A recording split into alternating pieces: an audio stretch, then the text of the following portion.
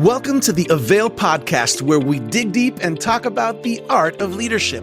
My name is Virgil Sierra, and today we're sitting down with Abram Gomez. Pastor Abram is the executive pastor of Cross Church in San Benito, Texas, one of the largest bilingual campuses in all of the United States, and a certified coach, teacher, and trainer with the John Maxwell team.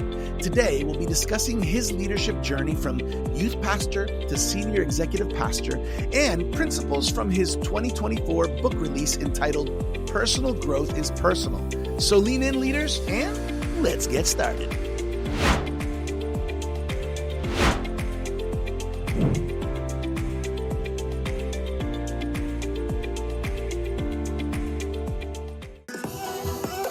Welcome back, everybody, to another episode of the AVAIL podcast, where we dig deep and talk about this art we call leadership.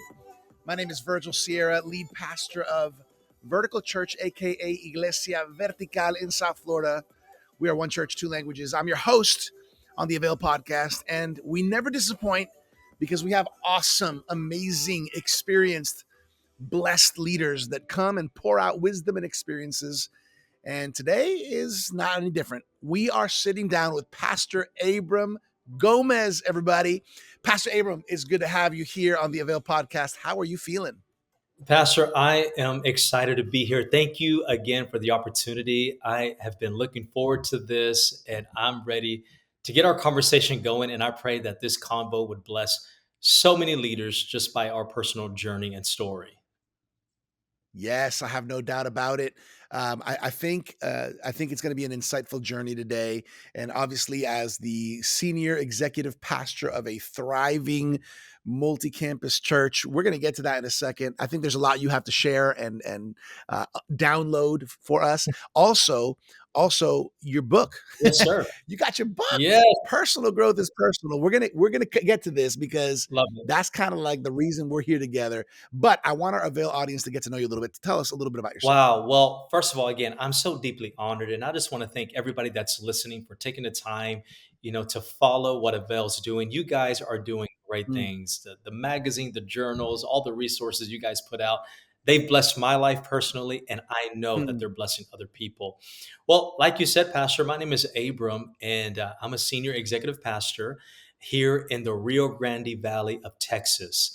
I live in Harlingen, Texas, along with my wife, Rebecca, our two kids, Isabella and Jude. And currently, we serve as a senior executive pastors of Cross Church, which, at least to my awareness, is one of the largest Hispanic-led bilingual ministries in America. And Wow. we've been able to see God do great things in this ministry. And currently, we are 5 campuses working on the 6th one, developing that, getting that going, and getting that started. And we're grateful for it. And in my own campus that I oversee, because I'm not only the senior executive, I'm also a campus pastor. And you know all about those dual roles that we play in church. And Yeah. but I oversee my own campus, and we are currently in a building project where we're building a 60,000 square foot facility in the city Wow. of Mission, Texas. And so a lot of great things going on. A lot of great things. I love it. I love hearing what God is doing in different parts of our country here in the United States. And I love particularly when there's something that's just unique. I think it's very unique. And you and I were kind of in a similar world with the whole English and Spanish and English and Yes. Jesus and the word and leading people. So I feel like I'm talking to a brother from another mother here, right? That's Same father. That's it. I'm excited. I'm excited to jump into this. And you know what? You have a role, which, first of all, I don't know that every church has, which is a senior executive pastor. This is a significant role, especially with an organization that is as big as it is and it's growing and thriving. Can you talk to us a little bit about the responsibilities and weight and kind of, because you did go from back in the day. I mean, you've been there 18 years, right? Being youth pastor, where a lot of us start, right? And I'm sure many roles and hats along the journey, and landed in this very high responsibility, high level leadership, senior executive pastor role. Can you talk to us a little bit about that role? Pastor, I get asked this quite often when it comes to the role because, especially growing churches, and I grew up in a church context. Like many people, I grew up in a church setting. I'm not originally from the Rio Grande Valley. I was born in Waco, Texas, and I grew up near that area. And I was raised Mm-hmm. in a small Pentecostal church, less than 100 people. And, if you had a great service, amen. That was it. That was the goal, was to have a great, powerful, emotionally filled church service.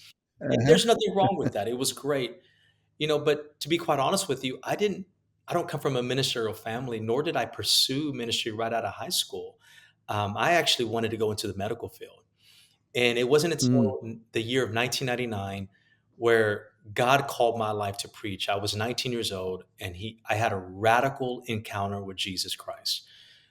Pastor, Mm. I grew up in the church. I accepted Jesus when I was a kid. But at 19 years old, at a church service, at an altar call, for 45 minutes at that altar call, I felt the power of God in my life. And I remember it was as if a water faucet turned on inside of my soul, and I couldn't stop weeping. I went home Mm. weeping. I woke up the next day, and it was as if I could see the blue sky and hear the birds chirping. I mean, it was one of those radical, something like scales fell off my eyes. And so I'm saying all that because from that moment on in 1999, I felt like God was calling me to preach, and He was calling me to give my life to serve Him in what we know as full time ministry. And so I stopped pursuing the medical field. I was exposed to a college in Waxahachie, Texas, known as Southwestern Assemblies of God University. Go Sagu, right? Mm-hmm. And I started to attend there, and I got my degree in church ministries. And again, there was no picture, no nor insight Mm-hmm. of an executive pastor in my path. All I wanted to do was make a difference for the Lord. Well, I joined Cross Mm-hmm. Church in 2006. As you mentioned, I've been with Pastor Jaime Loya, who's our senior pastor in the church for 18 years now. And honestly, being an executive pastor, I kind of stumbled upon it. In every Mm-hmm. season, Pastor Virgil, I just wanted to be faithful with the Mm. opportunities that God placed in front of me. I was a youth pastor in 2006. I took over a youth ministry at that time. It only had 15 kids. We began to work it, and in a year and a half, we had over 300 kids coming to our youth Wow. services, which for our region and in a lot of regions, it was unheard of at that time. Mm-hmm. And then I was, God and the church and my pastor saw the grace on my life. So I just began to slowly get promoted to different positions. And in 2010, I was promoted to what is known now in church world, that's very common, is executive pastor. And like many Mm. people, especially within Hispanic context, I like many people, and even in a small church setting, what is an executive pastor? What do they do? I grew up in an era where you had the co-pastor, you had the co-pastor, you know what I mean? Uh-huh. That term. Yeah. But I took on the role, I took on the opportunity, and basically, I'll say this in a nutshell: the role for me has become, and it is basically second in command, second Mm-hmm. in command. And so today I serve as a senior executive because we have other executives that are part of our team, and that's still my role today. I am second in command of the Mm-hmm. entire operations known as Cross Church, both on the ministry side and the administrative side. And that deals Yeah. with a lot of different facets when it comes to the organization. Yeah, and obviously, when you're that's the difference between a church and maybe any other company or organization is there is the administrative, there is the Yes. ministry, there is the discipleship, Yeah. there is the team, there is the staff. Right. So it's a major responsibility. Obviously, a position of great trust and great responsibility and even empowerment. Mhm. I think I love hearing that because the only way, from my experience and from my journey and from observing as well and learning that people kind of go on that trajectory of kind of up, and next opportunity Yes. and bigger responsibility is generally when people are growing. So let's talk about your book because Yes. this is a great book. I love the title Thank because the you. title is something that I not only believe in, but I embrace. And here's the title. Hey, for you guys who are leaning in right now, listening to this podcast, the book by Pastor Abram Gomez is called Personal Growth is That's it. Personal. Personal growth is personal. So let's just start off with the obvious. Why did you write this Wow. book? What's the heart behind it? Wow. Well, thank you for asking that question. As I mentioned, I was promoted to executive pastor in 2010, and it goes along with the origins for why I decided to write this book. Because 1 year into my role as executive pastor, see, back then in 2010, 2011, there wasn't a lot of content on executive pastoring. It was a new role being introduced to the body at large. And there's still not a lot of content on it, although we understand it better. Mhm, Well, in 2011, one mhm, year being in the role, Pastor Virgil, I remember sitting in my office. And for the first time in my life, I felt like I was way in over my head. It was one of those moments where I felt like I had been promoted beyond my potential. It hmm, left me with this feeling that I was inadequate and incapable. And I remember my mhm. office. I remember it very vividly. I was in my office, and for some strange reason, I remember having in my small library at that time, a very small library of books, I had John Maxwell's book, The 15 Invaluable Laws of Growth. I don't even remember, Pastor, where I bought it. I just remember having it.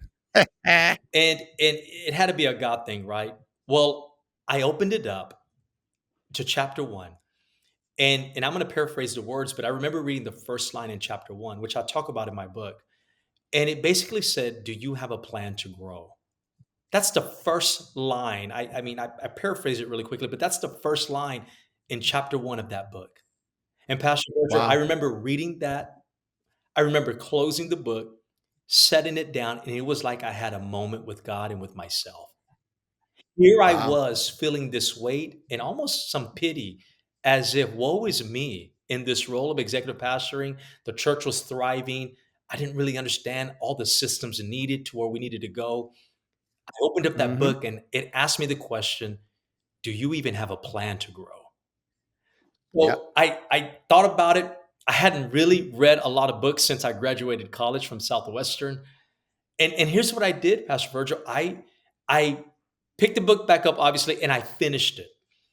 And after I finished that book, for the first time in my life, I did what John Maxwell recommended to do in that book. And it was this: I put a personal growth plan together. I'd never really done Mm, one. Sometimes, oftentimes when we're stuck, it's like we're waiting for somebody to help us. We're waiting for our pastor or our leader to tell us how to do it. But other times mm. we just have to get started. We have to get after it. That's why I called the book Personal Growth is Personal, because I learned quickly that no one can grow for you. No one can do the Yeah. book reading for you. No one can listen to the podcast for you. You have to make your growth journey very personal. And I learned that in 2011. So I did something, Pastor Virgil. Here's what I did. I put together my first personal growth plan for 2012. And here's what I put on it. And I talk about it in my book more in detail, but here's what I put on it. I put, I'm going to read 24 books in 2012, 2 books a month. I'd never really read books since I graduated undergrad. Number two, podcast was barely booming on the scene at that time. So I told myself, Mhm, listen to one new podcast a week. Okay. And then number three, I said, I'm going to meet with somebody new once a week. There's 52 weeks. I'm going to try to meet with 52 new people for the year. Because Dr. Henry Cloud says this. He says that many of us, we go to lunch, we do life with the same people over and over. And when we do that, mhm, there's nothing wrong with community. But when we don't meet new people or we're not introduced to new ways of thinking, we're simply going to regurgitate the ways of thinking we have right now. So I mhm, said, I'm going to meet new people and I want to hear their journey. I want to hear their story. So, Pastor, I did that in 2012. And by the end of 2012, let me kind of fast forward. Let me tell you something. I grew by leaps and bounds. I mean, hmm. my mindset shifted. And so I told myself, wow, this really works. I'm going to do it again in 2013. So here's what I did in 2013. I made it more personal. I said, I'm going to meet my real biological father because I had never met him. All my life, I knew about him, but I never met him. Wow. So I said, I'm going to Mhm, meet him. So I put that on my growth plan. Number two, I told myself, I'm going to go get dental work and I'm going to get braces because I always had an insecurity about my smile at that time. So I made it very personal mhm, and I told myself, I'm going to go get braces. And then number three, I said, I'm going to go start working on my master's. Well, in 2013, guess what happened? I met my real dad for the first time in my life, along with my sisters, Mhm. whom today I have a wonderful relationship with all of them. Number two, I ended up getting dental work, and my confidence and my assurance in myself skyrocketed. And then number three, Mhm. I completed my master's program in 2015 from Liberty University. So I wrote the book to encourage people that it doesn't matter where you are in life. If you make a decision to grow, you can, and you can eat the fruit of that great decision. I love it. I love it. And I think what you're sharing is very, very real. It's authentic and it's practical because the truth is, I think your story resonates with a lot of people. And not everybody has the same story, Right. but there's a lot of people, even a lot of leaders, that might be feeling that sense of, I think I may have been promoted beyond my potential, right? My capabilities, my possibilities. Can we speak to that for a second? Yes. Um, how what insight, what advice can you give to leaders who right now are feeling like, I don't know if I could do what I'm being expected to do. I don't know if I could live up to this calling. I mean, there's several things, but I would just hone in on this, and I would tell the person listening to right now. Number one, know that you're called and know that you're valued. Know that God has a Hmm. special plan for you, and when God opens a door for your life, there's a reason for it. There's a purpose for it. And at that time in 2011, I I I knew I was called to greater things, but I began to doubt myself. And here's the thing about doubting and self-belief. It's a very real thing that can hinder people from reaching their Hmm. best in the Lord. And we have to become aware of that there's areas in our heart, maybe areas in our life where we have self-limiting beliefs. I like what John Maxwell says. He says that you will never be able to outperform your self-image. You'll never be Mm. able to outperform it. You're only going to live up to the way you see yourself within. It reminds me of the story, right? We all know the story about the spies. They went in to spy out the land, and two of them, Joshua and Caleb, came back with a great report, and the other 10 didn't. And they called themselves grasshoppers. And I think a lot of times Hmm. there's a lot of people in ministry, a lot of people in everyday life that they see themselves Mm. less than. And I write in the book, there's a couple of things that people deal with that I dealt with. It was insecurity, intimidation, and inferiority. I felt inferior to everyone else. No one told me. It's just the way I felt. And it was several things that fed that. It was the way I looked physically. It was my background. I came from a very humble Hispanic family, raised by my uncle and aunt. Mhm. Didn't know my real dad. It was because I felt like I wasn't able to sit at the big boy table. I deal with a lot of mental insecurities. I often tell people, the gospel is preaches, yes, give Christ your heart, and that's true. But the other half of that is also give Christ your mind. And I think a lot of Mhm. people give Christ their heart, but they never give God their mind. And so we have a lot of Mm. good-hearted Christians and leaders, but they have the wrong mindset. And I think that if a person can give God their mind and their heart, man, you can have a dangerous weapon in the hands of the Lord. Because he not only wants to deal Mm. with your heart and your character, he wants to deal with the way you think about yourself and the way you think about others. Yeah, one of the chapters in your book is personal mindset, and I think that's really, what you're tapping on there is really, really important for us. But one of the other chapter titles caught my attention, and it's Mm. specifically personal awareness. Um, Yes. I think Yes. I think that this is an important factor, especially if we want to do what your book is all about, personal growth. Right? Can you talk to us a little Mhm. bit? Can you unpack the idea of personal awareness? Absolutely. We live in a time, Pastor Virgil, that where, social media, Instagram, TikTok, Facebook, never before in the history of mankind have we had the opportunity to observe the lives of other people so closely and so intimately. I mean, if you want to Hmm. learn about a great leader or company, just go to their social media page. You'll see it. You'll see what they're presenting. A lot of people on YouTube, they share a lot of behind the scenes about their life. So we live in a time where with Hmm. reality TV, So we have all this access to other people's lives like never before. And oftentimes we find ourselves living vicariously through other people. But here's the other side of that coin. Because Hmm. we're so accessible to everybody else, we're learning about everybody else better, but we're not learning about ourselves better. Mm.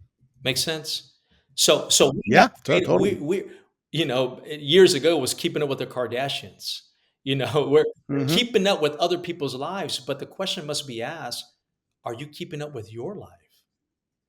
Wow, that's You good. you know about their following and their gifts, but do you know about your gifts? And that's why I Right. put in my book personal awareness, because for me, the first start of my journey was realizing, man, I had a lot of insecurities about myself. I became Hmm. aware of where I was falling short. And it's hard to correct what you're not willing to confront. It's Hmm. hard to edify what you're not willing to expose. And so when I Hmm. became more aware of my strengths and weaknesses, it allowed me to build myself, because you can only develop what you've discovered. And discovery happens through the awareness formation. It happens there. And once I discovered myself and my Hmm. gifts, man, I began to develop what God placed within me. And there was no looking back. I have a question. And maybe even in your experience as a pastor, right? Pastoring and shepherding people, why do you think it's such a challenge um, for people to have like true, honest awareness? Because I think you're right. I think there's an aspect of sometimes there's so much awareness of other people, but Mhm. what are other reasons, as you even in your pastoring experience, right, in your leadership experience, where people have a hard time truly being aware of I, themselves? I yeah, that's so rich. I mean, we could unpack that, for the entire session, because it really does get into the heart and the psyche of people. For Hmm. some, you talk to people now, right? And we scroll, we look through, our phones. We all do that, everything. But oftentimes people are very afraid to be alone with themselves because they don't Hmm. know themselves. I have found such richness in solitude because I've learned Hmm. myself. More than anything, I've learned Christ. And I think the reason why a lot of people avoid it is because sometimes they're shame. Mm. Sometimes we're afraid we're going to discover who we really are. Remember Jacob? Mm. The Bible says, and Jacob was left alone. And it wasn't until he was left alone that he wrestled with the angel. I think Mm. that a lot of us are afraid to wrestle with our thoughts and wrestle with our calling. Every great person that you know is called, that has built something great or is building something great, trust me, they've wrestled with themselves. Right. Moses wrestled with himself. He didn't want to do it, but he had to get over his inability to communicate. Hmm. So I think that a lot of times people avoid it because they're afraid of what they're going to find. Sometimes, here's the other reason why I wrote the book: people aren't aware because they simply don't know how to get started. I know I Mm. need to grow, but how do I even start? What do I do? Do I read 3 books and now I'm grow that's growth, or do I keep going to church? Is that growth? I mean, and that's why in my book and my chapters, I broke it down through to different areas. But it begins with Hmm. personal awareness, saying, like, how do we even know we need a savior? Because we became aware that we were sinful. That's right. That's what started the whole That's right. salvation process. We became aware that we were separated from God. And the moment Yeah. I became aware, it's like I woke up like, "Oh, I need a savior." It was the same thing with growth. When in 2011 for me, I became aware that I was in over my head. And when Yeah. I became aware of that, I decided to do something about it. You know what I mean? So that's why for me, awareness is so important, because awareness Yeah. can provide the clarity that so many people lack today. People don't like resources today, Pastor Virgil. They don't like resources. People Hmm. don't like talent. What people lack today is clarity. Yeah. That's huge. That's huge. I love this. I love this. You're giving us some good handles here. The book is Personal Growth is Personal. And I love it because all these chapters are personal about about that personal growth, and I love hearing your story because it's evident that you were at a place where you were like, I don't know if I can do what I'm being asked to do. You were clearly called Yeah. by God. You stepped into it. You took a journey, and here you are almost 2 decades later of starting the journey, as a youth pastor coming in a ministry, not knowing what you were getting into. And Yes, now sir. you're able to pour into so many leaders and so many pastors with your experience. There's a part of it, and I think this is important, especially for people who like Avail because they're leaders that are wanting to grow. I mean, they're watching this and listening to this because they want to grow. Right. Personal habits. Mm, This is a big one. This is a big one, right? Personal growth is personal, right. and you talk about in your book about personal habits because the truth is, for that growth to happen, some things have to happen. Some habits have to break, That's the wrong ones, yes. and some habits have to form. Talk to us about that. Yes, I put that chapter in the book because, again, I'm just using my Christian faith and my Christian experience. But one of the things that I began to see over time as a pastor and as a leader was that many people would respond to an altar call, which is great. A lot of churches do Mhm. altar calls where basically at the end of the message, the preacher calls for a response. And a lot of people respond to it, and they should. If God is talking to them, they should. But what I began to see through private caring for people and interactions and conversations is that even though they were responding in the moment, they weren't really putting themselves in a position to overcome daily. And I think Mhm. in church today we're really good at Christian response. We're just not really good at Christian living. Come on. Because Christian living has to do with my daily habits. Right. And if you hear me quote Maxwell a lot, it's because Maxwell is a personal hero of mine. I actually got to spend some Mhm. days with him playing golf and got to eat with them. I mean, it was such a great life-changing experience for me. But one of the things that Maxwell has said so many times, he said, nothing's going to change in your life until you change something you do daily. And there's a lot of people that have these huge goals, ambitious goals, and wishes that they want to happen in their life. And even this year, maybe there's goals in a listener's heart this year that they want to accomplish. And they Yeah. can. That's the great news. They can. Mhm. You know, we Yeah. can do it. But it's not until we decide to establish habits on a daily basis. And I like what James Clear, I recommend everyone read the book Atomic Habits. It's a great book and gives a great framework when it comes to understanding how habits work in our life. And for me, every time you do an action towards, let's say, for example, let's say you want to grow and lead at a higher level, but you hate reading books. But let's say at least you start by having books next to your counter or your bed Uh-huh. or your desk. James Clear would say that's a good start. Because Yeah. the goal is not to read more books. He says the goal is to become a person that learns. Because learning has to do with identity, not so much the task itself. So you have to, when it Yeah. comes to habits, I talk about it, decide who you want to be and then do what a person like that person would be doing. Hmm. I love this.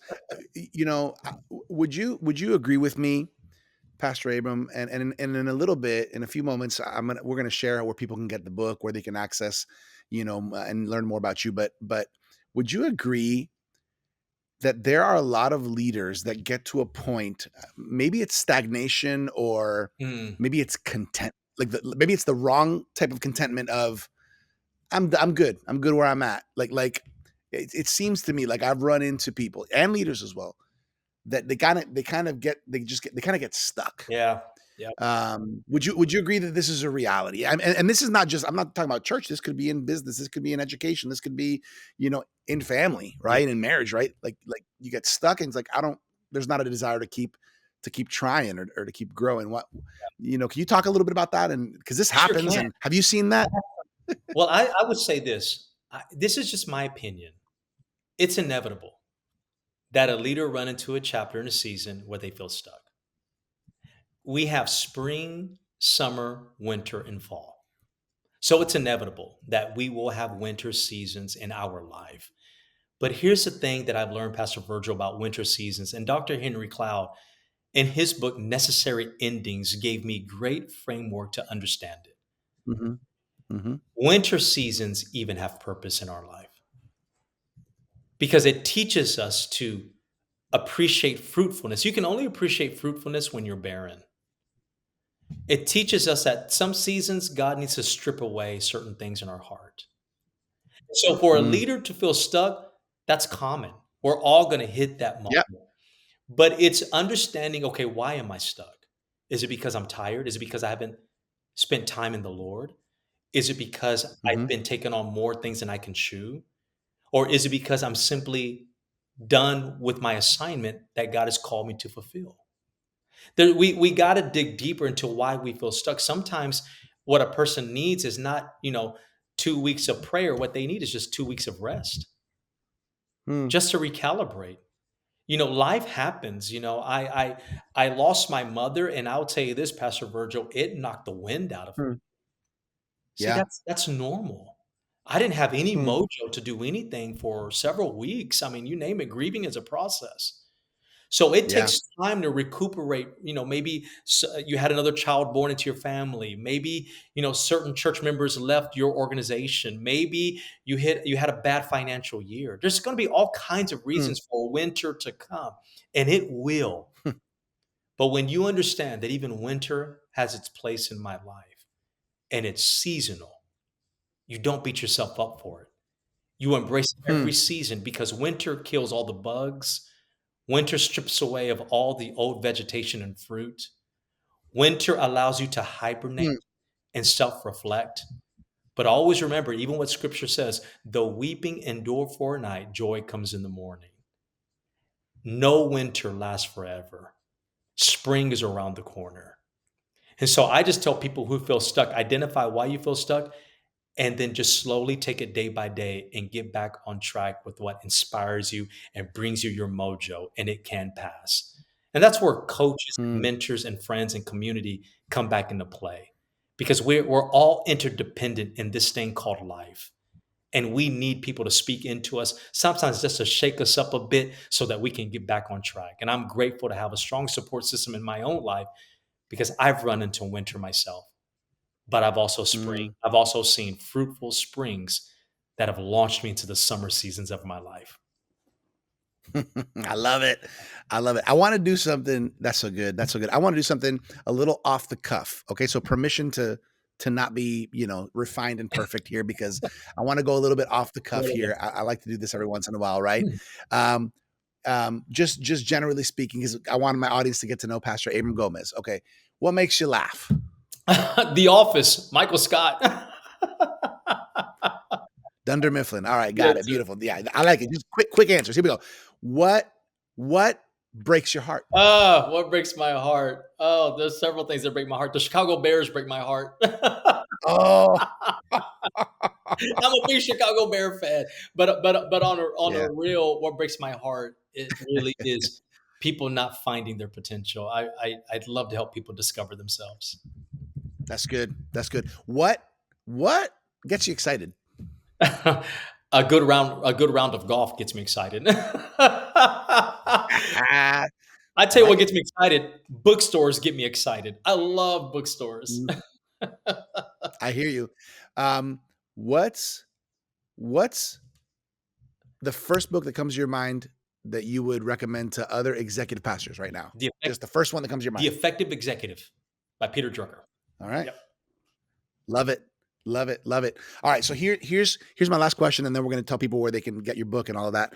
Last question, and I want to forewarn the audience. I didn't tell Abram that I was going to ask him this question, so it really is kind of the first thing that kind of comes to your mind. And I want you to, and I'm going to give you like maybe 20 seconds while I'm asking the question. Right. Okay. Okay, Pastor Abram. Okay. So 2011 was when you stepped into senior, executive pastor role. 2006, you started, was it youth pastor in Yes. 20, 2006? 2006 youth pastor, 2010 executive pastor. All right, so 2006. If you could go back to 2006 and tell all you're allowed to do is say three pieces of advice. You can't say a whole speech. All it is number one, number two, number three, and you were going to give these three pieces of advice to a younger you as far as the leadership journey. Wow. And just to give you to put you off the hook here, I'm literally making this telling you this right now. You didn't have time to think Yeah. about this. What are those 3 tips? What are 3 of those tips that right now come to your mind that you would give to 2006 Pastor Abram? I would tell 2006 Pastor Abram, number one, take some money and invest it. Okay. Just to build your financial future. Number two, I would tell young Pastor Abram to get a mentor and pay for it. Don't be afraid to invest in Mhm. yourself. And then number three, I would tell young Pastor Abram, everything that's in your heart that you know you need to do, go ahead and do it. Don't delay it. Ha! Boom. Maybe you did know I was going to ask that. I don't know. That was good. Hey, I want people to be able to get the book. Pastor Abram, how can people connect with you, find you, get this book? Personal growth is personal.